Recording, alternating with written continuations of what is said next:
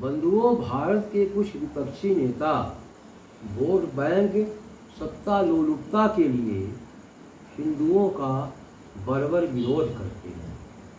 उन पर कितना भी अत्याचार हो, दुर्दांतता हो, लेकिन वे नहीं बोलते। बांग्लादेश में हिंदुओं पर तरह तरह के अत्याचार हो रहे हैं, लेकिन उनके मुंह में दही जमा हुआ है। हिंदुस्तान में भी अत्याचार कहीं हो रहा है, कुछ भी हो रहा है, लेकिन वो नहीं बोलते। हाँ, भाजपा शासित राज्यों में अगर कहीं कुछ हो जाए तो वहाँ बड़े ताम झाम के साथ प्रचार करते हैं और उसको हाईलाइट कर देते हैं। वो भारत के टुकड़े टुकड़े करना चाहते हैं।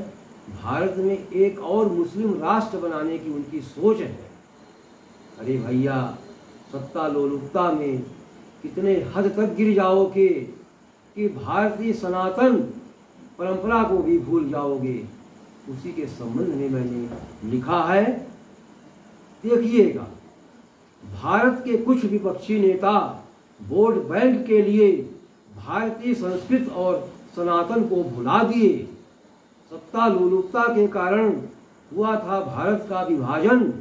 उस बंटवारे की विभीषिका भी इतनी भयानक, सुनकर रोंगटे खड़ा करने वाली, जिसने भोगा उस पर क्या बीती।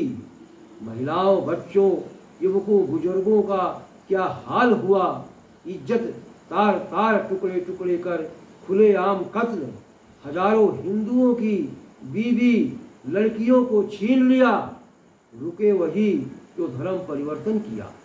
उनकी सारी संपत्ति शासनाधीन कर मुल्लों को बांट दिया, जबकि हिंदुस्तान में वक्फ बोर्ड बनाकर दे दिया। वक्फ बोर्ड जिस जमीन पर अपना दावा ठोका, देश की सरकार ने उनको तुरंत नवाजा।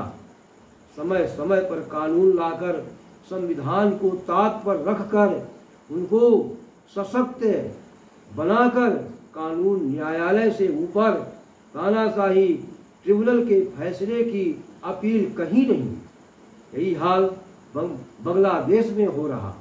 कट्टरपंथी हिंदुओं की भयंकर दुर्गत कर रहे भारत के विपक्षी नेता मुंह में दही जमा रहे। विपक्ष हिंदुस्तान को मुस्लिम राष्ट्र बनाना चाहता, वह फिर से भारत के टुकड़े टुकड़े करने पर आमादा। अरे सत्ता लोलुप नेताओं, हिंदुओं पर भी रहम दिखाओ। उन पर होने वाले अत्याचार पर भी कुछ बोलो। भारत की राष्ट्रवादी जनता से मेरी अपील, इनको मत वोट करो, सत्ता च्युत कर इनकी हेकड़ी करो निकाल। जय हिंद, जय भारत।